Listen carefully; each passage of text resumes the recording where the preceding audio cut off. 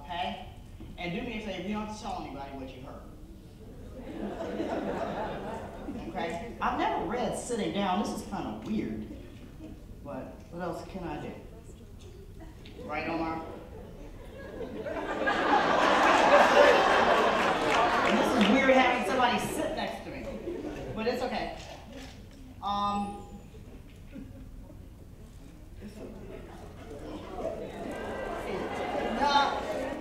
No.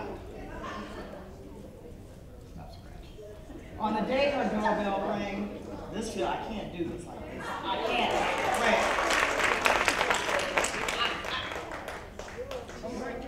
Get up. Let her sit down. Yeah, can I have a little... No, I don't want to sit there. I'll just stand right here. I'll stand right here. This is good. How about one of these things? I don't want to mess with their stuff. Okay. Oh, There you go. okay. It feels like I'm sinking is the problem. Yeah, It's not so much that. Cool. Thank you so much. Thank you. Okay. On the day her doorbell rang, Gloria was in the backyard on her hands and knees, pulling weeds and digging in dirt. She removed her suede gloves, wiped the sweat from her brow, and yelled, "Be there in a second." She whistled on the way up the steps, 3 steps, because Gloria was happy. It was her and Marvin's anniversary. For the past 14 years, they were guilty of filling each other's lives with so much love they often thanked each other for it.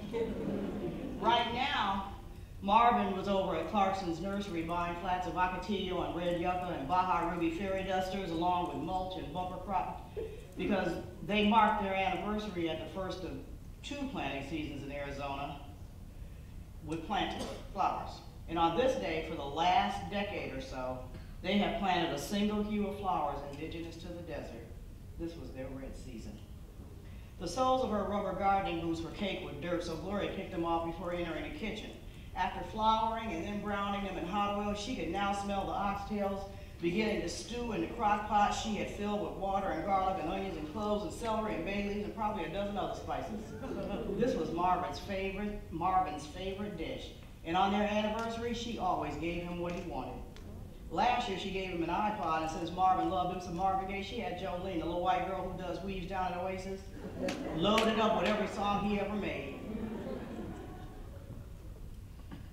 Lately, he's gotten strung out on John Legend. This is 2005. He's gotten strung out on John Legend, so Jolene is about to add all of them except number 5, which is about cheating. Marvin doesn't agree with that one. When Gloria reached the front door, she could see a few long-stemmed birds of paradise peeking through the glass. She blushed. Marvin always had them delivered because he said he wanted her to feel like she was still being wooed.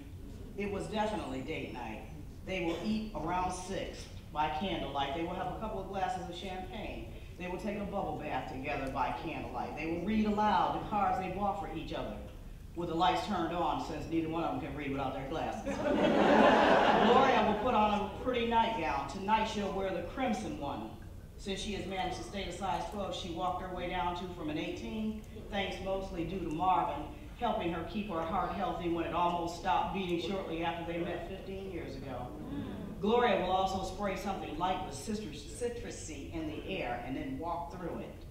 Marvin will wear his same plaid cotton bottoms and a white undershirt. By 9 o'clock, they will curl up under the covers and watch Titanic, or try to make it through to the end since they've never managed to get there.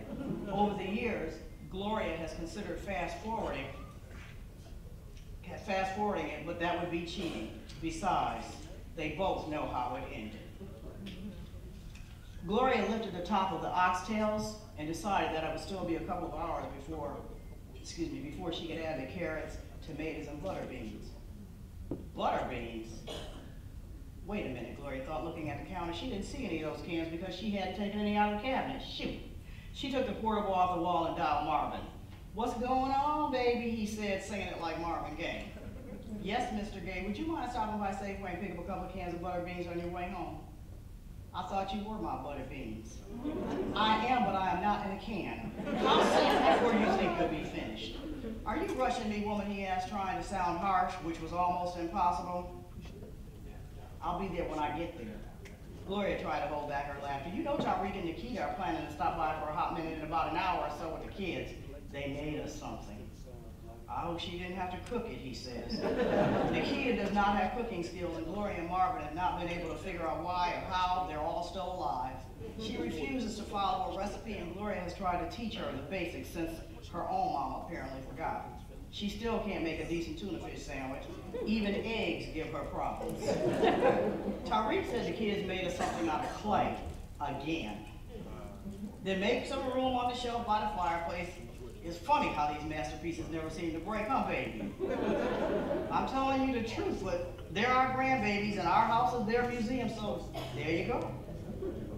Didn't you hide the volcano that looked like a perforated green penis? I sure did.